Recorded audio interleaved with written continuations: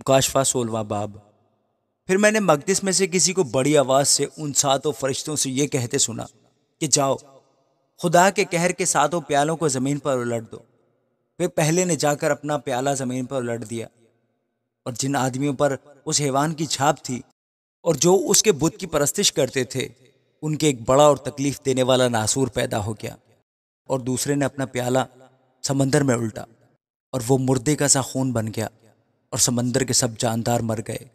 اور تیسرے نے اپنا پیالہ دریاؤں اور پانی کے چشموں پر الٹا، اور وہ خون بن گئے۔ اور میں نے پانی کے فرشتہ کو یہ کہتے سنا کہ اے قدوس جو ہے اور جو تھا، تو عادل ہے کہ تو نے یہ انصاف کیا، کیونکہ انہوں نے مقدسوں اور نبیوں کا خون بہایا تھا، اور تو نے انہیں خون پلایا، وہ اسی لائق ہیں۔ پھر میں نے قربان گاہ میں سے یہ آواز سنی کہ اے خداوند خدا قادر مطلق، بے شک تیرے فیصلے درست اور راست ہیں۔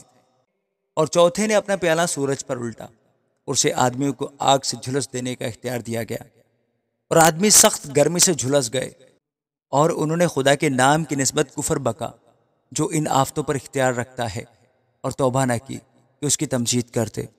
اور پانچویں نے اپنا پیالہ اس حیوان کے تخت پر الٹا، اور اس کی بادشاہی میں اندھیرا چھا گیا، اور درد کے مارے لوگ اپنی زبانیں کاٹنے لگے، اور اپنے دکھوں اور ناسوروں کے باعث آسمان کے خدا کی نسبت کفر بکنے لگے، اور اپنے کاموں سے توبہ نہ کی۔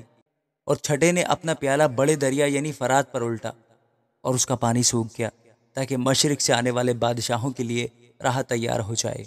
پھر میں نے اس اژدہا کے منہ سے اور اس حیوان کے منہ سے اور اس جھوٹے نبی کے منہ سے تین ناپاک روحیں مینڈکوں کی صورت میں نکلتے دیکھیں۔ یہ شیاطین کی نشان دکھانے والی روحیں ہیں جو قادر مطلق خدا کے روز عظیم کی لڑائی کے واسطے جمع کرنے کے لیے ساری دنیا کے بادشاہوں کے پاس نکل کر جاتی ہیں۔ دیکھو، میں چور کی طرح آتا ہوں۔ مبارک ہے وہ جو جاگتا ہے اور اپنی پوشاک کی حفاظت کرتا ہے، تاکہ ننگا نہ پھرے اور لوگ اس کی برہنگی نہ دیکھیں۔ اور انہوں نے ان کو اس جگہ جمع کیا جس کا نام عبرانی میں ہر مجدون ہے۔ اور ساتویں نے اپنا پیالہ ہوا پر الٹا، اور مقدس کے تخت کی طرف سے بڑے زور سے یہ آواز آئی کہ ہو چکا۔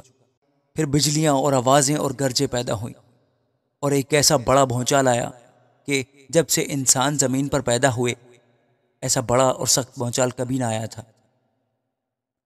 اور اس بڑے شہر کے تین ٹکڑے ہو گئے، اور قوموں کے شہر گر گئے، اور بڑے شہر یعنی بابل کی خدا کے ہاں یاد ہوئی، تاکہ اسے اپنے سخت غضب کی مے کا جام پلائے۔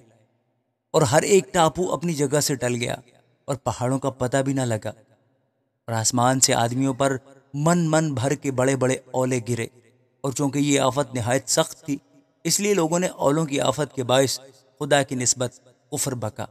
آمین۔